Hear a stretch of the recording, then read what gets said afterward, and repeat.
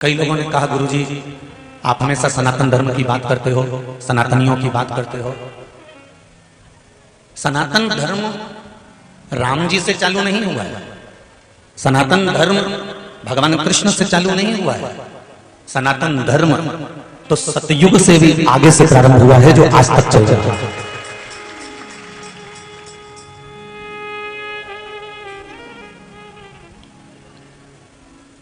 ना जाने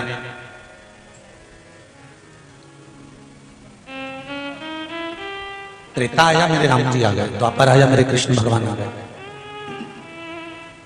पर मेरा शंभु, मेरा शंकर, मेरे शिव, मेरे ओघड़दानी, ये आपने राम जी का रामायण पढ़ी होगी या रामचरितमानस का दर्शन करा होगा कि लंका पर मेरे राम जी चढ़ाई कर रहे हैं तो शंकर भगवान की पूजन कर रहे हैं। भगवान कृष्ण के यहाँ जब संतान नहीं हुई तो वो भगवान शंकर की पूजन कर रहे हैं। मतलब त्रेता से भी पहले मेरा शिव है। अब सत्ययुग आ गया, सत्ययुग में माता पार्वती जी शंकर जी की आराधना कर रही है, मतलब शिव इससे भी पहले है।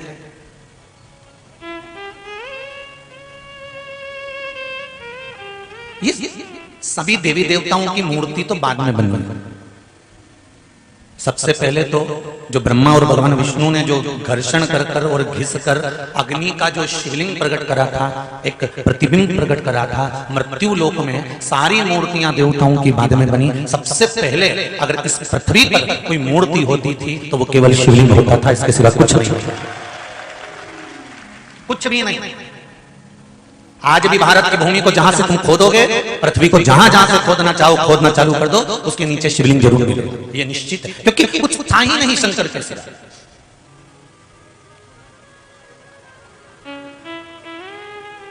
चंदन है इस देश की माटी, तपोभूमि हर ग्राम है, हर बाला देवी की प्रतिमा, बच्चा बच्चा राम है। जिसके सैनिक समर भूमि पर गाया करते गीता हैं, उसी माटी के हल्के नीचे खेली करती सीता है। ये वो साधारण सी भूमि नहीं है। हम आपसे एक बात जरूर कहना चाहेंगे, तुम योग करो ना करो,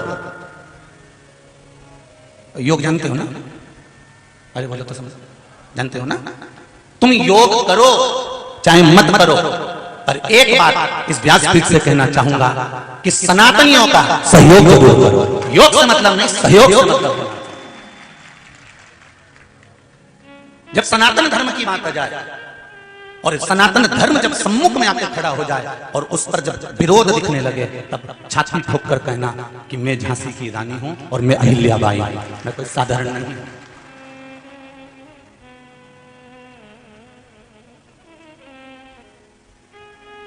और मेरी माताओं से निवेदन है, तुम्हारा छोरा छोरी इधर उधर जाए नहीं तो पहले पूछ लो कहां गया था।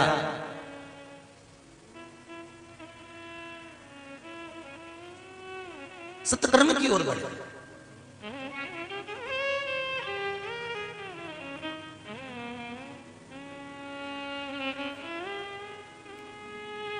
जब हम अच्छा करना चाहते हैं तब कुछ ना कुछ अड़चन जरूर आती है। बुरा कर्म करने जाओगे कोई अड़चन नहीं आएगी, तुम झूठ बोले जाओ बोले जाओ बोले जाओ, कोई नहीं मना करेगा तुमको। तुम बेईमानी करे जाओ, कोई मना नहीं करेगा। तुम कहीं जाकर वेश्यावृत्ति कर रहे हो, झूठ रहे हो, मांसाहार कर रहे हो, मदिरा पान कर रहे हो, गलत काम कर रहे हो, किसी के साथ धोखा कर रहे हो, किसी के साथ छल कर रहे हो, कोई तुम्हें नहीं समझाएगा कि मत कर। पर जब तुम अच्छा काम करने लगो, शंकर जी के मंदिर जाने लगो, शिव जी का त्रिपुंड माथे पे लगाने लगो, चंदन लगाने लगो, भस्मी लगाने लगो, या तुम गले में रुद्राक्ष की माला पहनने लगो, या हाथ में तुम रुद्राक्ष धारण करने लगो, या तुम्हारा मन पड़े तो तुम बेलपत्री उठाकर उसको खाने लगो, तो तुम्हारी जितने दोस्त मिलेंगे, जितनी सहेलियां मिलेंगी ना, ये तुमको टॉर्चर करती रहेंगी। लो ये भी आगे सीवर वाली महाराज की बात बताऊंगा।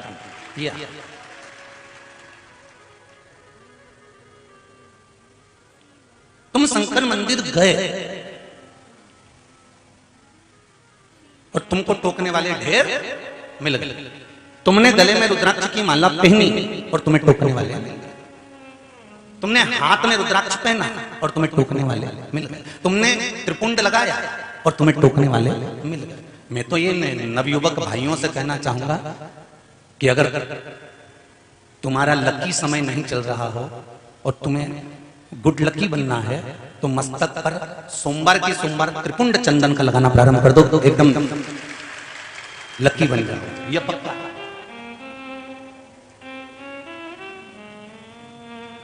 तो कहेंगे दोस्त लोग, इससे ज्यादा क्या होगा।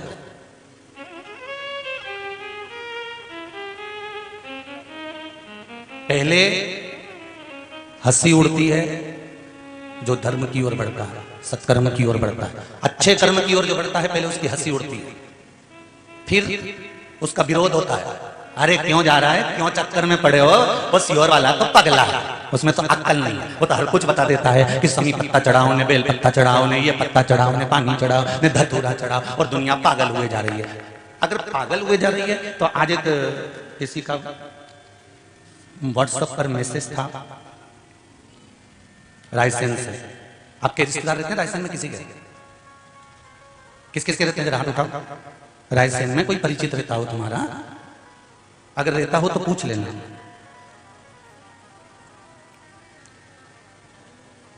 वहां पर मुकेश जी रजक थे, रजक समाज से हैं, भोला टेंट हाउस है उनका, उनकी धर्मपत्नी है रजनी,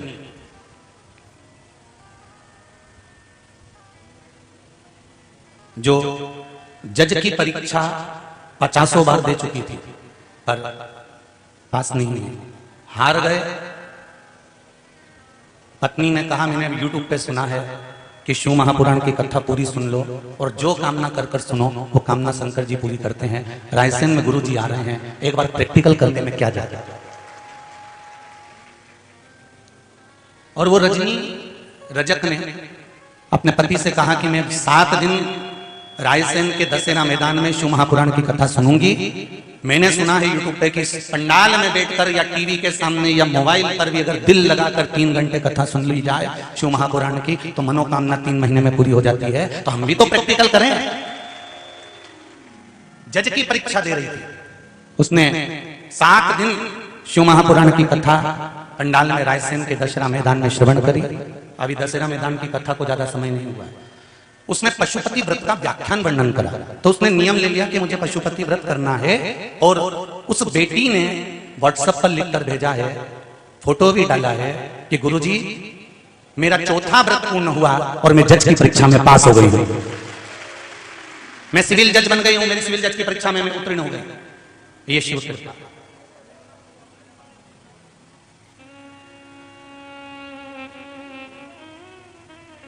मुकेश जी रजक जी की धर्मपत्नी भोला टेंट हाउस वाला के यहां से जरा पटक रही है। उसने खुद लिखकर भेजा कि शंकर जैसा उदार कोई नहीं हो सकता। और मेरा जीजियों से निवेदन है, जितने भाई लोग यहाँ कथा में बैठे हैं, अपार संख्या है आपकी, अपार संख्या। 3 दिन से 4 दिन से टेंट लगाने वाले, टेंट बड़ा बड़ा बड़ा बड़ा बड़ा रतलाम का पूरा टेंट लाके लगा दिया है। और जहां देखो वहीं तुम भरे पड़े हो, उसके सिवा कोई तुम्हारी सत्ता है। ये कैमरे ऑन में तुम कैची नहीं हो पा रहे, क्योंकि इनके कैमरे में भले कैच नहीं होगे पर उसके कैमरे में तो आगे पक्का, ये निश्चित। मीडिया वाले भी, अखबार वाले भी, न्यूज चैनल वाले भी रोज फोटो खींचने का प्रयास करते हैं, पर तुम इतने हो कि उनके मीडिया वालों के, पत्रकारों के भी कैमरे में नहीं आ पा रहे हो। तो जहां से एक एंगल से खींच के ले जाते हैं तो फिर घर जाकर उनकी भी धर्मपत्नी बोलती है हम तो उधर बैठे थे, तुमने कहा फोटो उधर से खींच लिया। तो वो भी कहते हैं कहां है। पर धन्यवाद दूंगा रतलाम की पूरी मीडिया को, पत्रकारों को, सोशल मीडिया को, जो अखबारों के माध्यम से इस कथा को संपूर्ण रतलाम शहर के आसपास के क्षेत्रों तक पहुंचा रहे हैं। बहुत बहुत कितना झेलें, कितना कैच करें।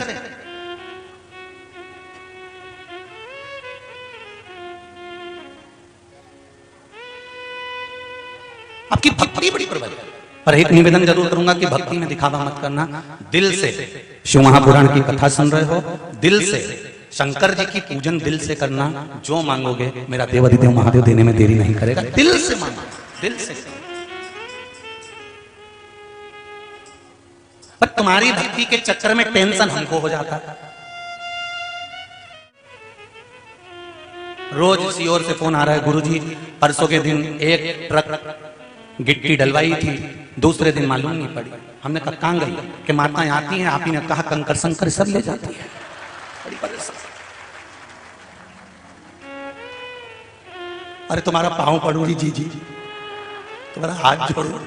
जितना लोग कथा सुन रहा है सब ध्यान से सुनो, ये चौथी ट्रक है जो गिट्टी पूरी गायब हो गई तुम्हारे पाँव पर। अब मंदिर बनाऊं कि तुम तुम्हारा पूरा उठा उठा के और क्या तुम्हारा छोरा कहाँ है, हमारी छोरी कहाँ है, हमारा और सब ले जा।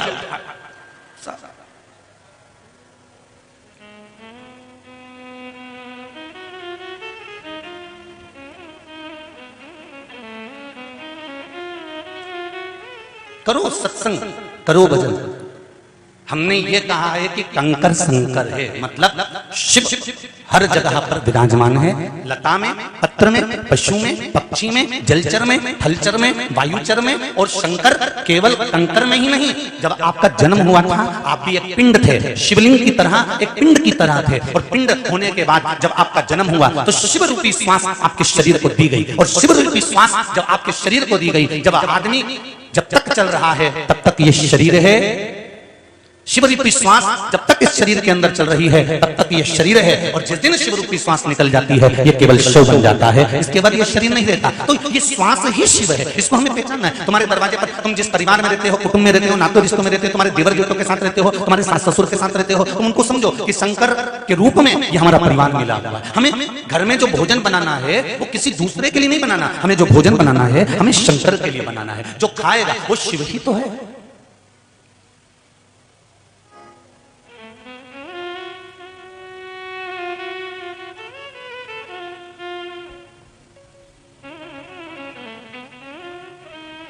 जो पशु को पूजते हैं, पक्षियों को पूजते हैं, नदियों को पूजते हैं, देवताओं को पूजते हैं, कंकर को पूजते हैं, वृक्षों को पूजते हैं, आकाश को पूजते हैं, पाताल को पूजते हैं, तारों को पूजते हैं और सूर्य चंद्र को पूजते हैं। यही तो सनातन धर्म की पहचान है।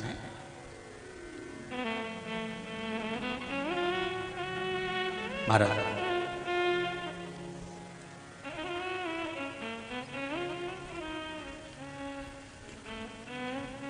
बस हमारी भक्ति में दिखावा नहीं होना चाहिए और भक्ति का बल श्रेष्ठ होना चाहिए। भक्ति का बल श्रेष्ठ कैसे होगा? आप भक्ति के बल को श्रेष्ठ कैसे कर सकते हो?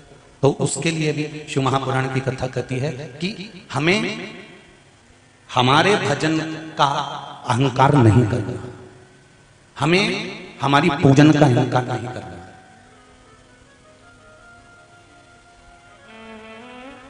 भक्ति का बल बढ़ जाएगा अपने आप। हम जब पूजन करते करते, भजन करते करते, स्मरण करते करते, दान करते करते, सत्कर्म करते करते, जब हम अपना खुद का बखान करने लगते हैं कि मैं जो पूजन करता हूं मेरे बराबर कोई नहीं कर सकता, मैं जो स्मरण करती हूं मेरे बराबर कोई नहीं कर सकता, तो फिर कहीं ना कहीं हमारा भक्ति का जो बल है वो घट जाता है।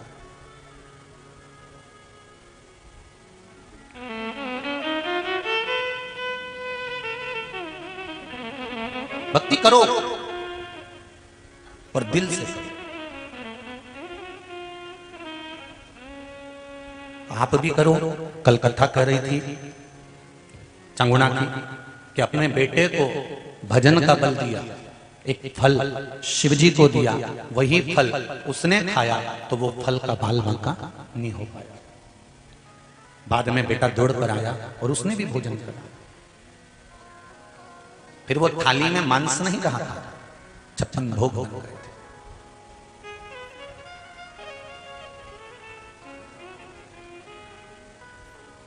अपने बच्चों को जंगल का शेर बनाओ, पिंजरे का नहीं। पिंजरे के शेर में और जंगल के शेर में एक अंतर होता है। जब गवर्नमेंट ने, सरकार ने, भारत की सरकार ने जब जादूगरों के पास में, सर्कस वालों के पास में खबर करी, सुनो कोई भी सर्कस वाला अपने सर्कस में जानवर नहीं रखेगा, शेर नहीं रखेगा। तो सर्कस वालों ने पूछा कि इन शेरों का क्या करें जो हैं हमारे पास में? तो कहा इनको जंगल में छोड़वा। वन विभाग वालों को बुलाया गया, उनके गले में कोई सिम लगाकर जंगल में छोड़ा गया। जंगल में जब छोड़ा, सर्कस के शेरों को जंगल में जब वो घूमने लगे, 5 कुत्तों ने शेर को देख लिया और वो 5 कुत्ते शेर को घेर लिए और शेर को निपटा दिया। ऊपर से खबर आई कि ये शेर कैसे मरा, तो कहा साहब ये 5 कुत्तों ने मार दिया। तो कुत्ते बड़े विचित्र थे कि शेर विचित्र था। कुत्तों ने शेर को मार दिया? हाँ। कैसे मार दिया?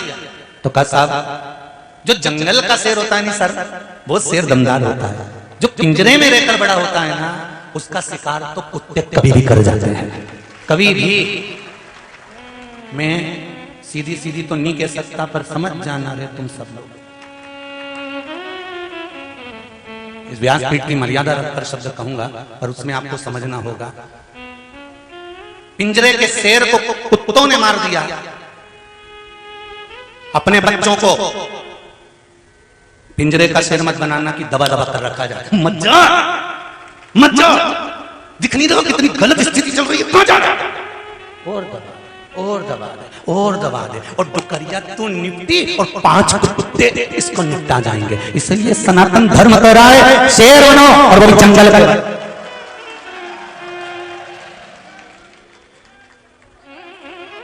और जिस दिन जंगल के शेर बन जाओगे, तुम्हारी धाट, तुम्हारी धमक, अकेलापन, अब तुम्हें कुछ नहीं करना है। जिस दिन मस्तक पर त्रिपुंड लगाया है, गले में रुद्राक्ष की माला, बस नैनों में, गले में रुद्राक्ष और नैनों में भद्राक्ष, इतने में तो कुत्ता आ जाए अब सामने।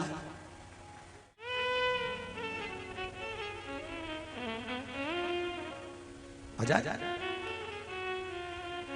धारण कितना सुंदर कहा है। अर्जुन को रात्रि को स्वप्न दिखा, और अर्जुन ने सपने में क्या देखा कि एक गाय ने बछड़े को जन्म दिया, और बछड़े को जन्म देकर गाय उस बछड़े को चाट रही है। चाटते गई, चाटते गई, चाटते गई, चाटते गई, चाटते गई, गाय बछड़े को चाट चाट कर उसकी पूरी खाल चाट गई। उसके शरीर पर केवल मांस रह गया, और मांस रहा, और बछड़ा चिल्लाता रहा, चिंगाड़ता रहा, और बछड़ा अरंभाता रहा, और गाय बछड़े को चाटे जा रही है, चाटे जा रही है, चाटे जा रही है, और बछड़े की खाल निकल गई है। अर्जुन के नेत्र खुल गए। नेत्र खुले तो अर्जुन भगवान कृष्ण के पास दौड़ कर गया, और भगवान कृष्ण से जाकर कहा, कन्हैया मैंने एक स्वप्न देखा है। कन्हैया ने पूछा कौन सा स्वप्न है? अर्जुन कहते हैं एक गाय ने बछड़े को जन्म दिया था, और उस बछड़े को चाट रही है, प्रेम कर रही है, चाट रही है, प्रेम कर रही है। चाटते चाटते उसने पूरा शरीर चाट लिया, और उसकी खाल भी चाट गई, मांस मांस बचा है, और वो बछड़ा मरने की कतार पर आ गया है। क्या ये क्या है? भगवान कृष्ण कहते हैं अर्जुन ये स्वप्न नहीं है, ये कलयुग का दर्शन हो रहा है। कलयुग में माता पिता अपने बच्चे को जन्म देंगे, इतना प्रेम जताएंगे, इतना लाड़ जताएंगे, इतना प्रेम, खाना नहीं खाए तो मोबाइल पकड़ा देंगे, माँ दिन भर उसको पीछे दौड़ दौड़ के खिलाएगी, मारा छोरा, मारा छोरा, मारा छोरा। और जब बच्चा रोए तो उसको गोदी में खिलाएगी। वो जो कहेगा माँ को करना पड़ेगा, वो जो कहेगा बाप को करना पड़ेगा। माँ मुझे 500 रुपए चाहिए, 1000 निकाल कर देगी। माँ मुझे ऐसे कपड़े चाहिए, माँ कपड़े सिलवा कर देगी। माँ मैं इस दुकान से कपड़े नहीं लूंगा, उस दुकान पर जाऊंगा, मैं इंदौर जाऊँ, रत्नम जाऊँ। बस ये बच्चे का प्रेम, अर्थात गाय अपने बच्चे को चाटे जा रही, चाटे जा रही, चाटे जा रही। तुम भी अपने बच्चों को से दिए जा रहे, दिए जा रहे, दिए जा रहे, और इतना बिगाड़ दिया कि जैसे ही अब बच्चा कुछ नहीं कर रहा, बच्चा अब दिन भर में 50 बार अपने माँ बाप से झूठ बोल रहा है, और कहाँ जा रहा है और कहाँ बता रहा है। इसमें तुम्हारी गलती है। ये कलिकाल की लीला भगवान कृष्ण कर रहे हैं। अपने बच्चे को ज्ञानवर्धक बनाइए, संस्कारवान बनाइए, विद्यावान बनाइए, धैर्यवान बनाइए, और वीर बनाने का प्रयास करिए। और बच्चों को जंगल का शेर बनाना, पिंजरे का नहीं, ये तुम्हारे हाथ में है, कोई दूसरे हाथ में नहीं है। सामने राष्ट्रीय स्वयंसेवक संघ का एक कार्यालय लगा हुआ, उसमें किताबें मिल रही होंगी शायद, मुझे उम्मीद है। 50 चीज बाद में खरीदो, पहले वहां से एक किताब खरीदो, जिससे हम अपने बच्चों को संस्कार दे सकते हैं कि इसको पढ़ो। नहीं समझ में आए तो हमसे पूछो।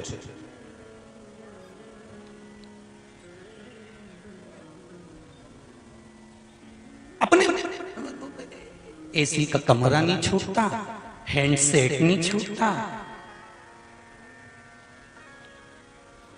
अब ऐसे भेरू की शादी भी कर दो तो इसे कहीं लुगाई छूटे। ससुराल भी जाएंगे वो, मायका, तो ये तुरंत अभी कहीं करेगी जाके, तो कहीं तो बस जाऊँ, हमारे यहाँ भी कार्यक्रम है तो मैं 1-2 दिन रह के आ जाऊंगी। ये तो तैयारी कर, मेरी बेटे जी लगा जा, तू गई मैं पहुंच। और माता पिता कह रहे घर में रहे, जिन दिन से शादी हुई उस दिन से हमसे अच्छे से ही नहीं बात कर लिया। ये आदत किसने डाली है? आपने आपने उसको संस्कार नहीं दे, बहुत जरूरी है। बच्चों को कार मत दिलाओ, संस्कार दिलाओ।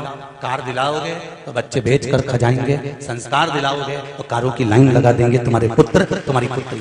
ये पीछे नहीं हटने वाले। केवल तुम्हारा विश्वास, तुम्हारी भक्ति, तुम्हारी श्रद्धा। घर के बच्चों से कहो एक लोटा पानी लेकर शंकर जी के मंदिर जाएगा, मम्मी मैं नहीं जाऊंगा, मेरे को शर्म आ रही है, मैं नहीं जाऊंगा, तो तू सोच के बैठ जा, रोटी भी नहीं मिलेगी। मैं दोस्त क्या खा लूंगा, कितना दिन तेरा दोस्त खिलाए, मैं भी तो देखूं। और चली जा चूड़ा बांध के दोस्त के घर। कहाँ है रे तू, इधर आ। यही संस्कार दे मेरे छोरा को कि मंदिर मत जा, कहाँ तेरी माँ बुला इधर, छाती पर चढ़ जा कि कौन है। और उसकी माँ से तेरे छोरे को भी कहे शंकर मंदिर जा, हमारा छोरा को लेके। अगर मंदिर जाएगा तो घर में रोटी खाएगा, और नहीं जाए तो जाऊं ना। थोड़ा सा मोह का त्याग करो और बच्चों को संस्कारवान बनाने के लिए, सनातन बनाने के लिए आगे बढ़ो, नहीं तो आने वाली पीढ़ी रोने वाली है।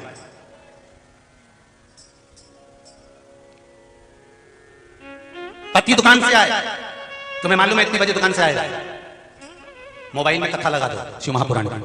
वैसे तो मुझे विश्वास है कि आप लोग अगर कथा में आ रही हो तो आपके पति भी शिव भगवान से, शंकर से जुड़े हुए जरूर हैं, तभी माताएं यहाँ पर कथा में आ रही हैं। मुझे विश्वास है, ये मेरा भरोसा कहता है कि मेरी दीदियां, मेरी बहनें, मेरी माताएं, मेरी बेटियां अगर शिव महापुराण की कथा में मेरी माएं आ रही हैं तो इनके पति, इनके ससुर कभी मना नहीं कर सकते। वो कह देते होंगे जा कथा में जा, क्योंकि उसको मालूम है कि जब ये कथा सुनकर आएगी, रोटी बनाएगी तो कथा का स्मरण करती रहेगी। भोजन जो बनेगा उस भोजन में कथा का रस आ जाएगा, जो खाएगा उसके भीतर शिव पुराण पहुंच जाएगी और उसका भी उद्धार हो जाएगा। तो मना नहीं कर सकते, मैं नहीं मान सकता कि कोई मना करे। मना तो केवल तुम्हारे बेस्ट फ्रेंड और ये जो किटी वाली होती है ना, स्माइल प्लीज, बस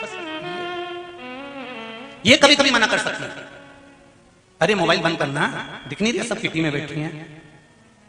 मेरी किटी की बहनों से निवेदन है, किटी पार्टी भी रखना है तो 1 बजे से 4 बजे तक क्यों रखना, 4 बजे के बाद रखना, हम कथा सुनेंगे। और किटी में जाओ, चाहे मीटिंग में जाओ, चाहे पार्टी में जाओ, सबसे पहले अगर वहां बैठे हो तो थोड़ी देर राम नाम, कृष्ण नाम, शिव नाम का जाप होना चाहिए, उसके बाद किटी पार्टी प्रारंभ होना चाहिए। नहीं तो नहीं जा। अरे थोड़ा बदलो तो अपने आप को। कथा सुन के जाने के बाद घर के लोग भी तुमको देख कर कहें अम्मा थोड़ी बदली बदली दिख रही है, तो समझो तो बदला हुआ, नहीं तो जैसी थी धापों की भाई वैसी की वैसी, तो कहीं मतलब नहीं। थोड़ा सा बदला जिंदगी का, थोड़ा बदला।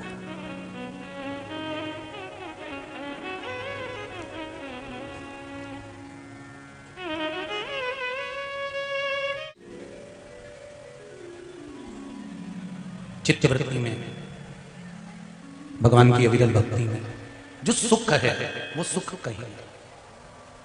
एक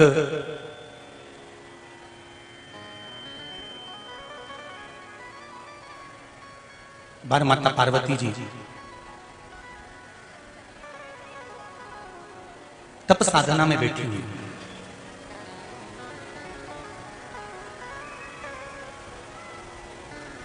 और उस तप साधना में विघ्न डालने के लिए तारकासुर आया।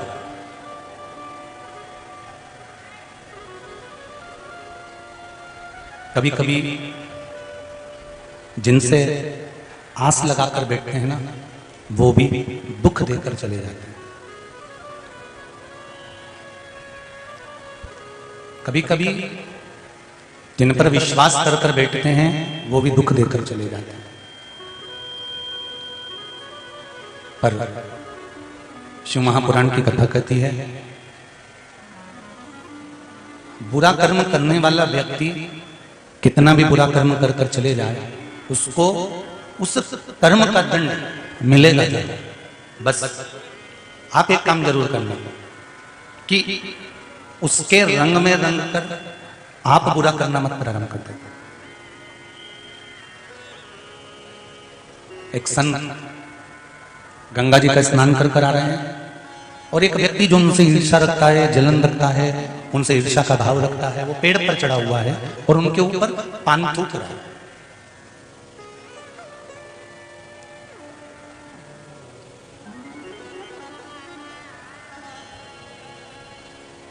संत वापिस चले गए, फिर स्नान कर कर आ गए, इसने फिर थूका।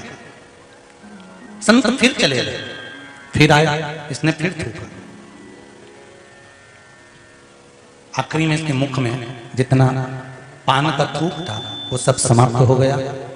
और पान का पिक जब समाप्त हो गया तब वो नीचे उतर कर आया और गुरु जी के पास आकर प्रणाम कर कर बोला, गुरुदेव मैंने इतनी बार आप पर थूका पर आपको गुस्सा नहीं आया, क्रोध नहीं आया, आपने मुझे अपशब्द नहीं कहा।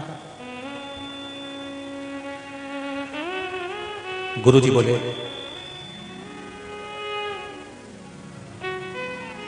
भाई तू थूक रहा था, मैं गंगा नहा रहा था, ये तेरी ही कृपा है जो बैसाख के महीने में 108 बार गंगा की डुबकी लगाई। रोज एक डुबकी लगाता था और चले जाता था। आज तेरी कृपा हुई ना, इसलिए तेरी कृपा से आज मुझे इतनी डुबकियां लगाने का फल मिल रहा है।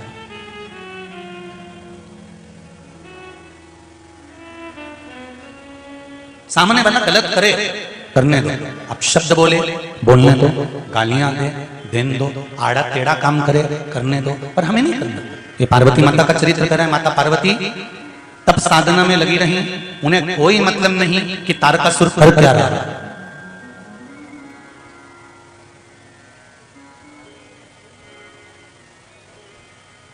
गुरु जैसे अपना कर्म करता है, माता पिता अपना कर्म करते हैं।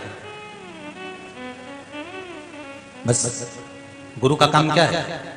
शिष्य को निर्मल कर देना और निर्मल कर कर उसको परमात्मा के दरवाजे पर लाकर छोड़ देना।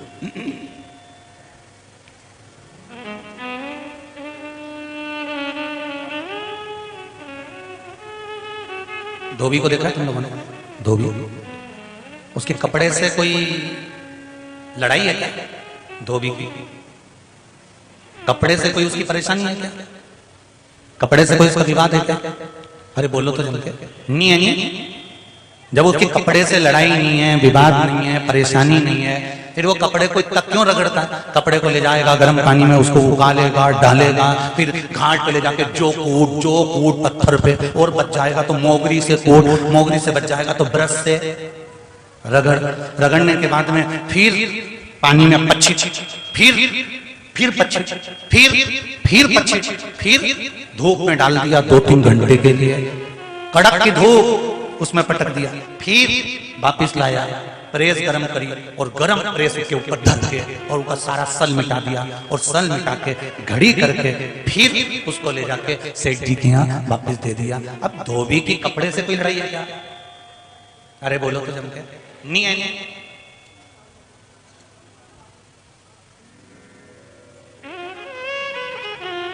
हमारी और तुम्हारी कोई लड़ाई है क्या? अरे बोलो तो जम के। नहीं होए तो बता दो जी हो, हमने तुम्हारा कोई बिगाड़ा हो, समिति वालों, जजमान, और बिगाड़ा भी हो तो तुम्हारा क्या बिगाड़ना? हमारी तुम्हारी कोई लड़ाई है क्या? नहीं। धोबी की कपड़े से कोई लड़ाई है क्या? नहीं। उसके बाद भी धोबी गर्म पानी में डालकर, उबाल कर, उसको कूट कर, उसको ले जाकर धूप में पटक कर, फिर गर्म प्रेस फेर कर आखिरी में सेठ जी को ले जाकर देता है। उसी तरह एक वक्ता, एक कथाकार, एक गुरु, एक सदगुरु होता है जो अपने शिष्यों को डुबो कर कथा के उस रस तत्व में पूरा क्लीन कर आखिरी में तप साधना से जोड़कर उसको ले जाकर उस परमात्मा रूपी से हवाले कर देता है कि ये कपड़ा ठीक। न गुरु की चेले से कोई निंदा है, न चेले की गुरु से कोई निंदा। हमारी और तुम्हारी कोई विवादितता नहीं, बस गुरु रगड़ेगा, घिसेगा और खूब घिसेगा, खूब रगड़ेगा, खूब साफ करेगा, साफ करने के बाद उसको ले जाकर फिर परमात्मा के पास ले जाकर छोड़ देगा। हाँ हो। धोबी कपड़े को साफ करने की कुछ भेंट लेता है, गुरु भी कपड़ा साफ करने की भेंट लेता है। वो भेंट है आपका समय, और वो कीमती समय आपको शिव को दे दो। शंकर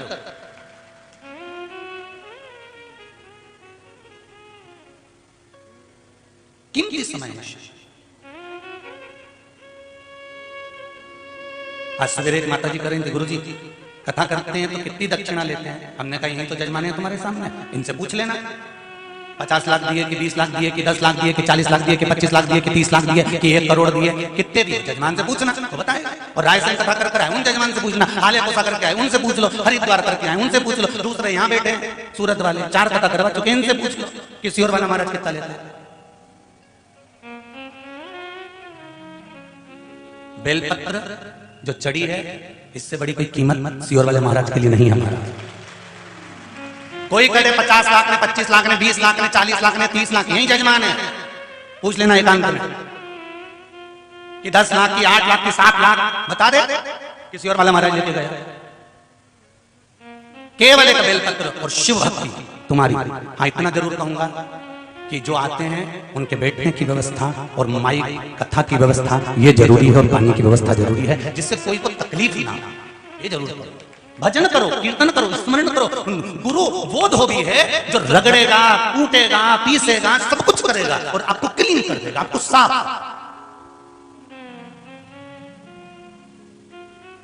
और एकदम निर्मल कर आपको ले जाकर परमात्मा के सामने छोड़ देगा, भगवान के सम्मुख में ले जाकर वो छोड़ेगा।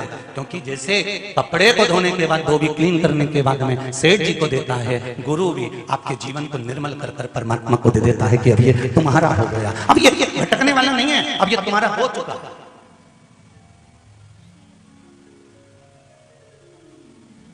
और इसमें जो निर्मलता का भाव है, अब ये दूसरी बार फिर कहीं गड़बड़ हो जाएगा, फिर धोना पड़ेगा, फिर गड़बड़ हो जाएगा, फिर धोना पड़ेगा। तो ये लोग कहें कि कथा एक बार सुन ली तो बार बार सुनने की जरूरत नहीं है। बोलो सही है कि गलत है? कई लोग तुम्हें अकल देंगे, बार बार क्यों सुनते रहते हो, दिन भर टीवी खोल के बैठे रहते हो, मोबाइल पे दिन भर कथा सुनते रहते हो। अरे जरा विचार तो करो, जितने लोग यहाँ कथा सुन रहे हैं पंडाल में, उससे ज्यादा रतलाम की दुकान में टीवियों पर कथा चल रही है हमारा, एक एक घर के अंदर, एक एक घर के अंदर सब जगह पर कथा ही कथा करने में। तो कोई कहे एक बार सुन ली, दूसरी बार सुन ली, तीसरी बार सुन ली, बार बार कथा क्यों सुनते? तो जैसे एक कपड़ा एक बार पहनने के बाद उनमें सल आए कि नहीं आए? अरे बोलो तो जी जी आए ना। तो उसको कितना भी तुम घड़ी बना के, हमने तो कई बार कोशिश करी कि ये धोती बार बार प्रेस के लिए नहीं भेजे, ऐसी हमने घड़ी बना के उतारने के बाद घड़ी बना के गद्दा के नीचे धर दी। और मालूम क्या था कि वो धोती जहां से टेढ़ी हुई गई थी ना, वहां पर वो 2-4 सल पड़ी गया, गद्दा के नीचे धर दी।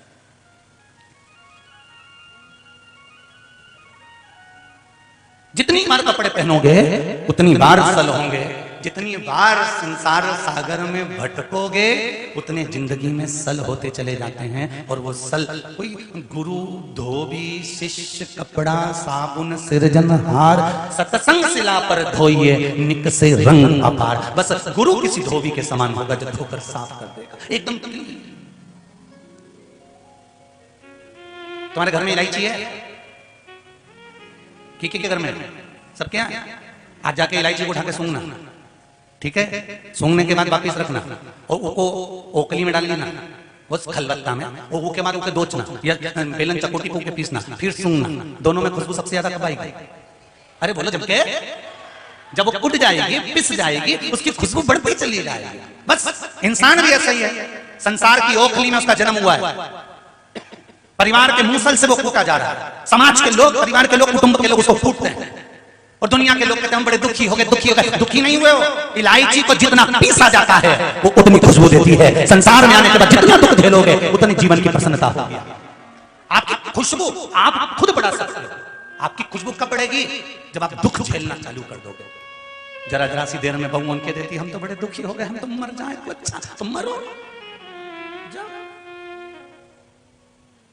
आजकल तो फैशन चल रहा है मरने का, उसमें कौन सी दिक्कत है?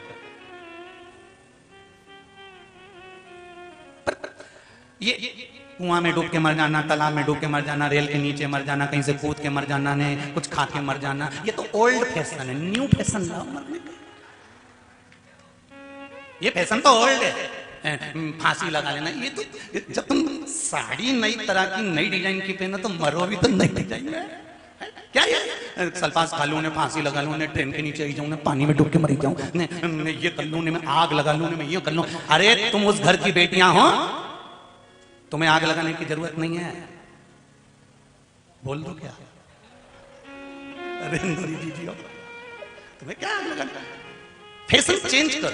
अगर मरना ही है ना तो घर वालों से कह देना मैं ऐसे तो मरूंगी नहीं, अब मैंने चेंज कर दिया। जिस दिन से सियोर वाला महाराज बोला ना कथा में कि कपड़े नई डिजाइन के, रोज रोज सब्जी नई डिजाइन की, रोज रोज चोटी नई डिजाइन की, रोज रोज नकुन पालिश नई डिजाइन की, हर हफ्ता में चेंज करूं तो मौत भी चेंज करूंगी मैं। ये कितना भी हार जाऊं संसार से, पर ऐसे ये डूब मूब के या कुछ खा के या ट्रेन के नीचे या इसके नीचे या उसके नीचे मरूंगी नहीं। अगर मरूंगी तो आप सोच के बैठे हो शंकर जी का इतना पूजन करूंगी, इतना पूजन करूंगी, इतना पूजन करूंगी कि फिर मर जाऊं। अब जो विचार करके पूजन में इतनी लग जाएगी और इतना शंकर से प्रेम करने लग जाएगी तो शंकर जी थाने मरने देगा है?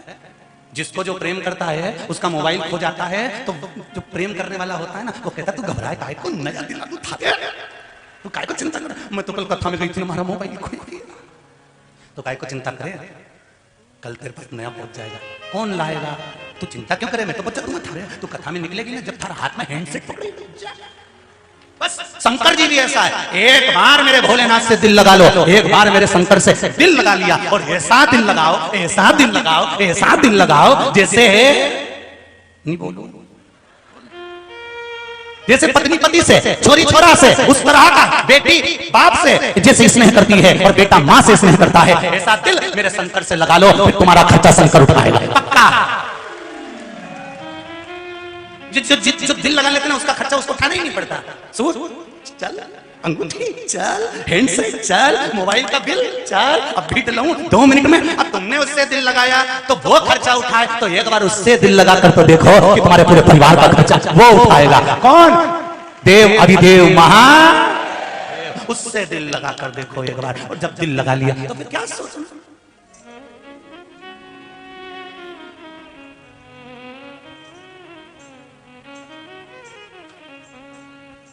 कई महाराजों को बड़ा शौक होता है कि कोई नेता लोग आए तो उनसे मिले, कोई पदाधिकारी आए तो उनसे मिले, कोई मिलने आए तो उनसे मिले। तो एक मतलब मिलने से होता क्या, एक साल मिलता है, एक माला मिलती है और 500 का लिफाफा।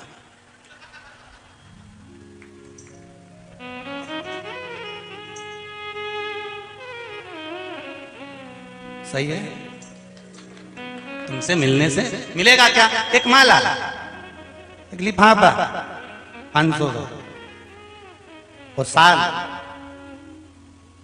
कई करूंगा साल और माला का, मरूंगा तब भी तो लोग पहनाएंगे। क्या करना साल और माला का, तुमसे मिलूं जितना समय तुमको दूंगा, तुम 500 का लिफाफा और माला दोगे, उतना समय अगर मेरे महादेव को दूंगा तो वो ना जाने कितना निभा देगा। उसको दो समय, मेरे शंकर को समय देना चालू करो, ओ घरदानी को समय देना चालू करो। मैं ये नहीं कहता कि तुम मंदिर में जाकर बैठ जाओ, मैं ये नहीं कहता कि 24 घंटे मंदिर के अंदर बैठे रहो, मैं ये नहीं कहता कि दिन भर कथा में बैठे रहो, पर इतना जरूर कहूंगा आधी में कुनी आध, सनातन धर्म की बात को याद रखना। एक सनातनी अगर 15 मिनट के लिए भी भगवान के मंदिर में जाता है तो भगवान से नींद मिलाकर भगवान का हो जाता है। बस वो चाहिए, आप हो जाओ शिव के, शंकर तुम्हारा हो जाओ, तुम शंकर के हो जाओ। बहुत कूटेंगे पीसेंगे तब खुशबू आएगी इलायची की। संसार के लोग जब आप शब्द कहेंगे, ताने देंगे, गाली देंगे, आड़ा टेढ़ा बोलेंगे, तब तुम्हारी खुशबू बढ़ेगी। ऐसे ही बढ़ जाएगी। बहू को जब आप शब्द कहे जाते हैं ना तब बहू निखरती है, और बहू को चाहिए कि मौन रहे, बोलना नहीं। सास आड़ा टेढ़ा बोलेगी, खूब आड़ा टेढ़ा बोलेगी, ये सास नहीं होती, रसोईया अच्छी वाली होती है, इलायची को पीसने का प्रयास करती है कि इसकी खुशबू बढ़े, और सास उसको पीसती है। इसमें उखल और ये मूसल का कोई काम नहीं, वो बोलेगी ना बोलने दो, आड़ा टेढ़ा बोलने वाला बोले, ताना देने वाला दे, और बोलने वाला बोलता रहे। आग लगे बस्ती में, अपन रहो मस्ती में, और अब तो अपनी नई चीज लेके आओ।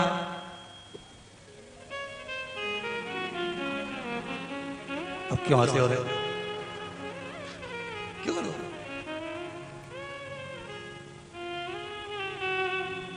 क्या किसको रोइए, रतलाम का सेव खाइए। कहाँ जाना अपने बोले से, तो वहां जाओ वहां जाओ वहां जाओ, कोई ये बोल रहा है, कोई वो बोल रहा है, कोई वो बोले। तुम्हें जितना जितना लोग आड़ा टेढ़ा बोले नहीं, तुमसे क्या कि मंदिर मत जाओ, क्यों मंदिर जाती है, क्या रखा है मंदिर में, उतनी जोरदार खजूर वाली चोटी बना कर फिर जा। और जो तुम्हें मना करे ना वो के दरवाजे से ही ले, और बिल्कुल, और 1 घंटा तक पेंसिल लाइन से डब्बा भर अब जंगला कहीं।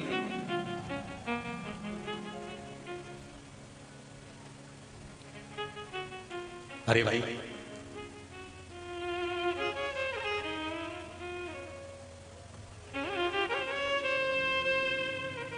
मीराबाई को कितने ताने दिए जाते थे, मीराबाई को कितना अपशब्द कहा जाता था, कितना आड़ा टेढ़ा बोलते थे, तो भी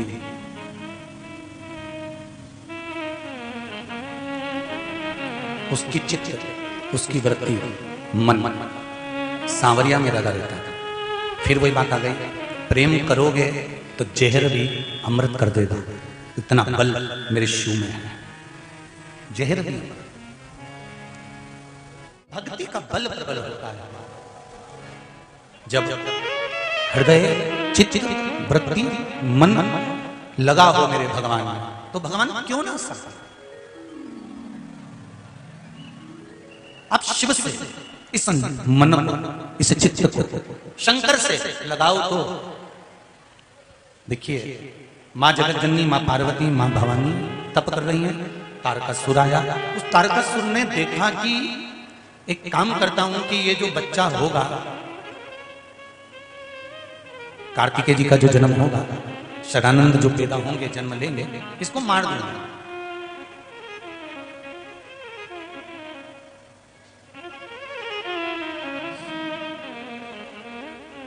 ध्यान देना जरा, जिसके सिरों पर तेरा हाथ प्रभु, सो दुख काहे को होवे प्रभु, सो दुख काहे को होवे प्रभु। शिव कथा कर रहे। तारकासुर ने विचार करा कि बच्चे को मैं मार दूंगा, पर जातो राखे साइया। अच्छा, जम के बोलो, मार सके ना कोई। वहां से लिखा हुआ आ गया कि मरना है तो कोई बचा नहीं सकता। बचाने वाला एक हो सकता है, वो देवाधिदेव महादेव हो सकता है, उसके सिवाय कोई। अकाल मृत्यु वो मरे जो काम करे चंडाल का, काल उसका क्या बिगाड़े जो भक्त हो महाकाल का। चोंगे जैसा है शिव। एक बचा सकता, एक पत्र आया, देखिए, एक अन्वी नाम की बालिका है,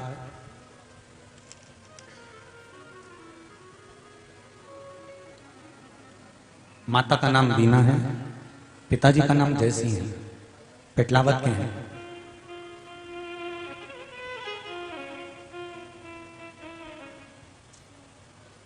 इसके सिर में 6 साल की ये बच्ची है, पानी भरा गया था। डॉक्टर ने कह दिया था कि ये बच्ची का बचना मुश्किल है, इसके ब्रेन में पानी भरा चुका है, या तो ये माइंड से बेकार हो जाएगी, या शरीर इसका बस केवल पलंग पर पड़ा रहेगा।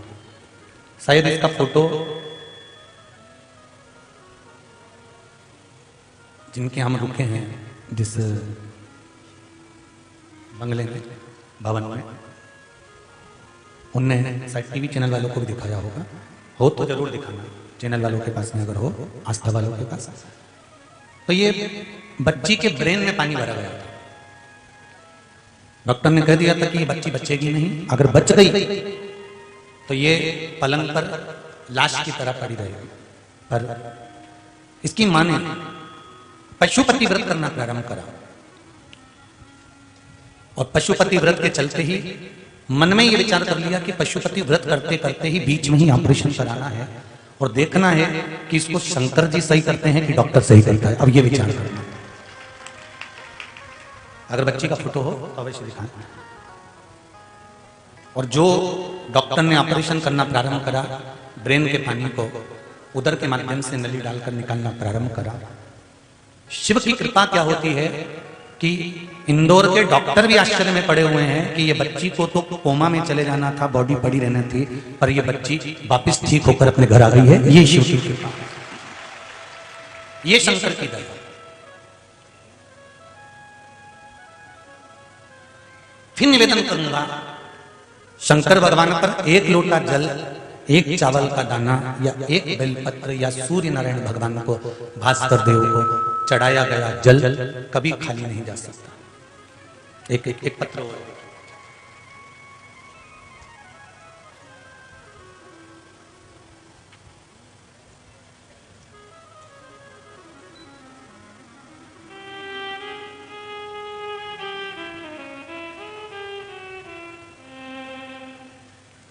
मेरा नाम गायत्री परमार है। मैं गांव मेहतपुर रोड से हूँ। गुरुजी श्री शिवाय नमस्तुभ्यम। मैंने टीवी पर कथा सुनी तो सफेद आंकड़े का प्रयोग बताया था, वो मैंने करा।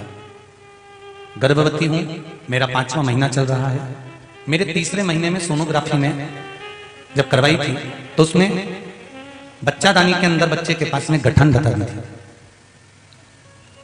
गठन बता दी, बच्चे के पास में वो गठन, डॉक्टर का कहना है कि ये बच्चा ठीक नहीं होगा, या तो गठन रहेगी तो बच्चा श्रेष्ठता से जन्म नहीं ले सकता, हानि हो सकती है। गठन भी बड़ी बताई। तब मैंने गर्भ धारण करते ही पशुपति व्रत, जैसे ही डॉक्टर ने बोला कि गठान है, मैंने पशुपति व्रत करना प्रारंभ कर दिया। और फिर अगली सोनोग्राफी कराई तो बाबा की कृपा ऐसी रही, वो गठान गल चुकी है और सोनोग्राफी में नहीं है। ये शिव कृपा। एक पत्र और है बड़ा सुंदर, देखिए। मेरी शादी को 24 साल हो गए थे। गुरुदेव मुकेश संध्या स्वर्णकार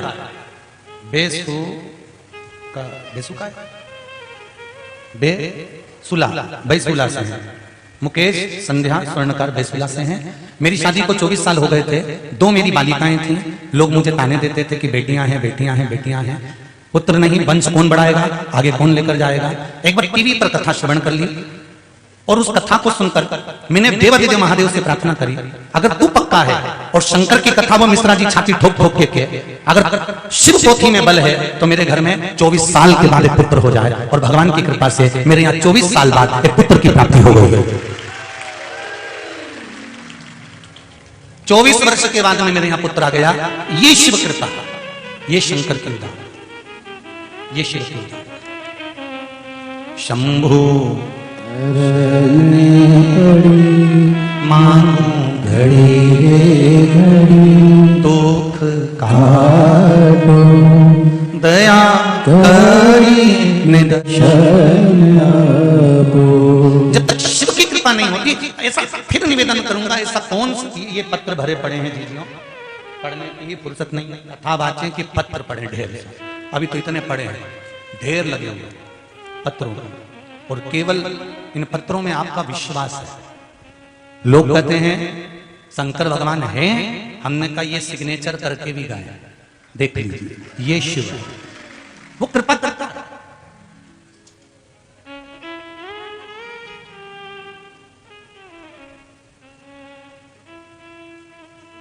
बैसाख के महीने में तो आपको अगर शरीर में कहीं पथरी भी आ गई है ना, कहीं नेत्रों में अगर ज्योति कमजोर पड़ रही है, जाले पड़ने लगे, चश्मा बढ़ने लगा, रात को आंखों में जलन होने लगी, रात को नींद नहीं आ रही है, तो बैसाख के महीने में जो दुर्वा होती है, इस दुर्वा को तोड़ लाओ। जहां पर अशोक सुंदरी का स्थान होता है, जहां पर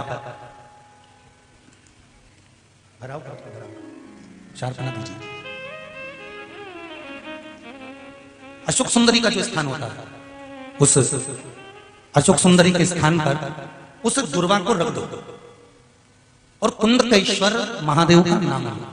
कौन से महादेव का नाम लेना है? कुंदकेश्वर।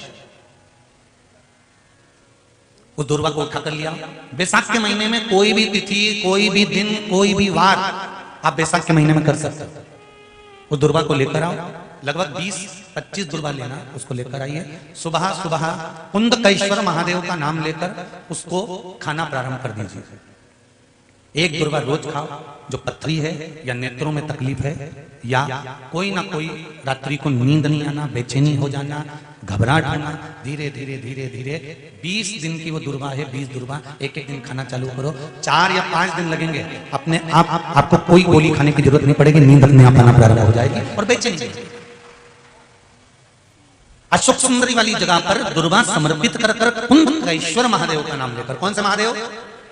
कुंदकेश्वर महादेव का नाम लेकर शिव आराधना का मूल है जल। महाराज तारकासुर ने विचार कर लिया, इस बच्चे को मुझे मानना। दाई का रूप रख लिया तारकासुर ने, बच्चे का जन्म हुआ, उसे ले जाकर फेंक दिया। वो बच्चा गंगा जी ने पाल पोस कर बड़ा कर लिया। गंगा जी ने उस बच्चे को पाल पोस कर बड़ा करा। एक दिन माता पार्वती को मालूम पड़ा कि जो मेरा पुत्र है, शिव की जो संतान है, शंकर भगवान का जो पुत्र है, वो गंगा जी के पास है। गंगा जी के पास जाकर निवेदन करा, हे गंगा मैया मेरे पुत्र को दे दीजिए। गंगा जी ने जब पुत्र दिया तो उसके 6 मुख थे, षडानंद कार्तिक। पार्वती मैया ने लिया और लेकर उस पुत्र को, माता पार्वती ने जो ज्ञान उपदेश प्रदान करा है, जो बल माता पार्वती ने दिया है, वो बल एक ही दिया कि तुझे तारकासुर का संहार करना है।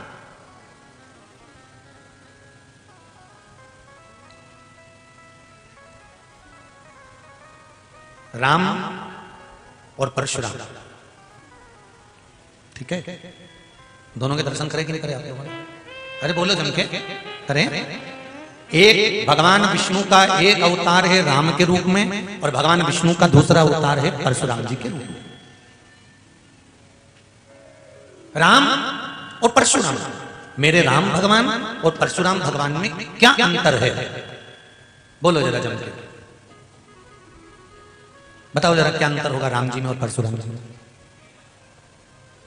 राम जी और परशुराम जी में सबसे बड़ा अंतर एक ही है कि राम जी महाराज पूरी जिंदगी भर प्रूफ पे प्रूफ करते रहे, और परशुराम जी प्रूफ करने की जगह फरसा उठा के निपटाते थे।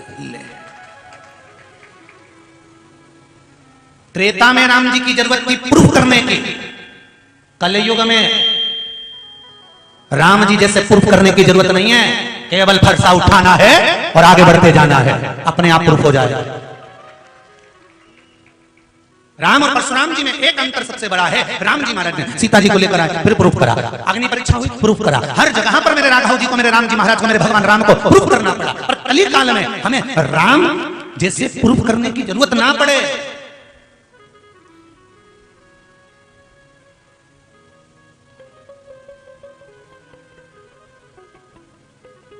परशुराम जी जैसा बल हो, और वो बल कितना प्रबल था वो देखिए जरा, वो बल कितना प्रबल था। पिताजी ने कहा तेरी माता का सिर काट दे, और परशुराम भगवान ने सिर काट दिया। पिता प्रसन्न हो गए और परशुराम से कहा मैं बड़ा प्रसन्न हूं, तेरे भाइयों ने मेरी बात नहीं सुनी और तूने सुन लिया, अपने भाइयों का भी सिर काट दिया, माता का भी सिर काट दिया, अब मांग तुझे क्या चाहिए? परशुराम जी का बल देखिए कितना प्रबल था कि पिताजी अगर कुछ देना चाहते हो तो इनको माफ कर इनका सिर वापस जोड़ दीजिए, ये बल है। अगर तोड़ना जानते हैं तो जोड़ना नहीं जानते, अब उसको प्रूफ करने की जरूरत नहीं।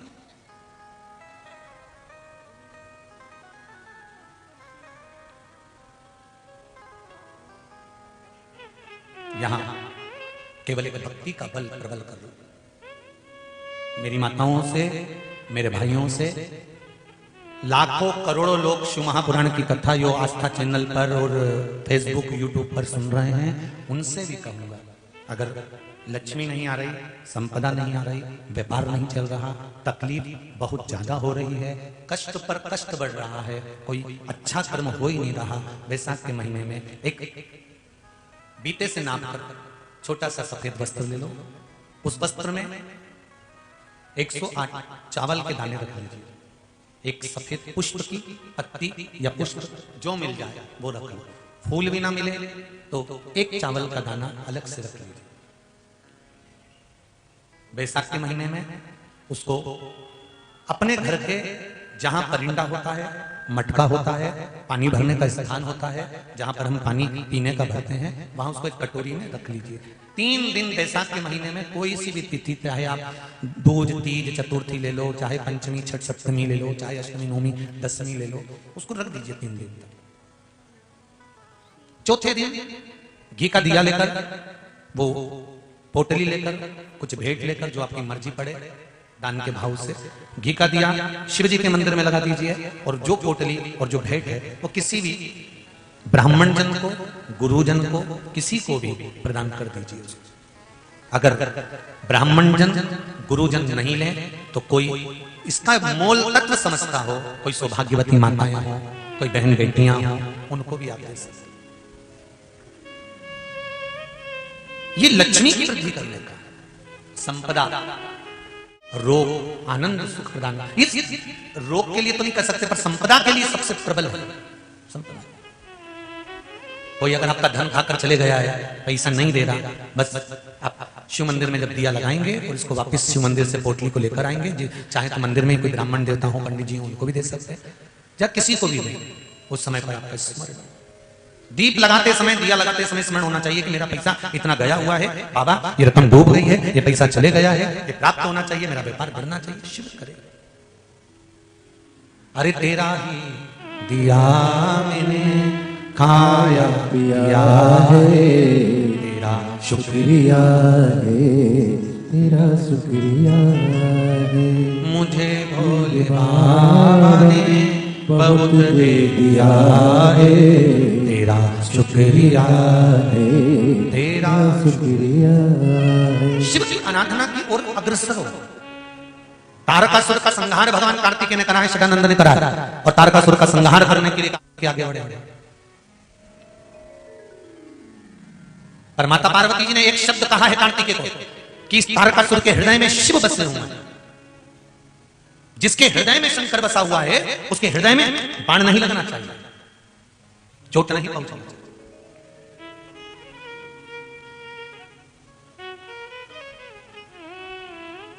तारकासुर का संहार हुआ, पर हृदय में शंकर बसे थे, इसलिए सदानंद कार्तिकेय जी ने कोई बाण हृदय में नहीं मारा। कितना सुंदर बात माता पार्वती जी ने कही है कार्तिकेय को, सदानंद कार्तिकेय सुनो, मृत्यु लोक में रहने वाला मनुष्य चाहे कितना बड़ा भी पापी क्यों ना हो, अगर उसके हृदय में शंकर की भक्ति है तो वो दुनिया में कभी ठोकर नहीं खा सकता, वो शिव के द्वार पर जरूर आता है। अगर शिव की भक्ति है तो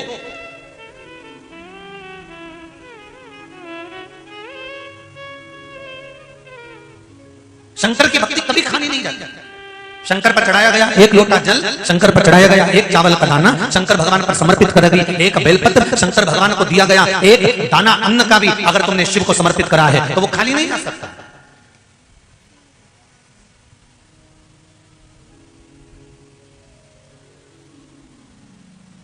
शंकर का मंत्र जाप जो आपने करा है, चाहे पंचाक्षर मंत्र नमः शिवाय बोलो, चाहे षडाक्षर मंत्र ओम नमः शिवाय बोलो, चाहे श्री शिवाय नमस्तुभ्यम बोलो, बोलो जरा जन के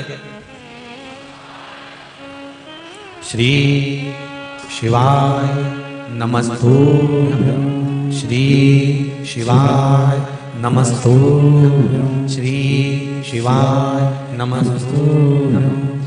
करो मंत्र का जाप। एक बार भी अगर मंत्र का स्मरण किया वो खाली नहीं जा सकता। जिससे एक माता का सरल स्वभाव होता है अपने पुत्रों के प्रति, एकदम सरल स्वभाव।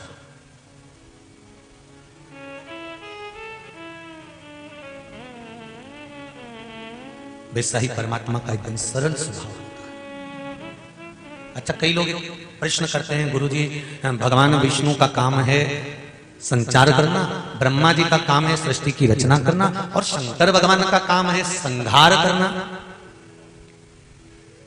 दुनिया के लोग भगवान शंकर को संहार का देवता कहते हैं कि शिवजी तो रुद्र हैं, शंकर भगवान तो क्रोध है, भगवान शंकर तो संहार के देवता हैं। चलो ठीक है, अगर शंकर भगवान संहार के देवता हैं तो एक माता का स्वभाव भी तो देखो। माता का स्वभाव कैसा होता है?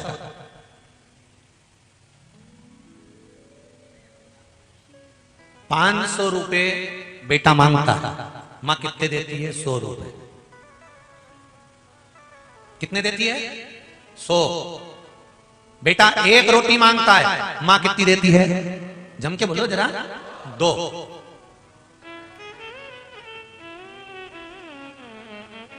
रुपए कितने देगी? 500 के 100। रोटी कितनी देगी? 1 की 2। और पास में बुलाती है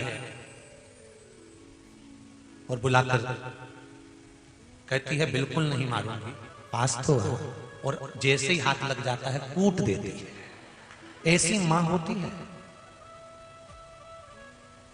क्या कहती है? नहीं मारूंगी। आ रहा है? नहीं मारूंगी बोल दिया ना जब मैंने। छोरा हे भानु प्रताप, नहीं मारूंगी बोल दिया ना मैंने। नहीं मारूंगी, नहीं मारूंगी, तू आए। और जो पकड़ा और जो कूटा, क्योंकि माँ माँ होती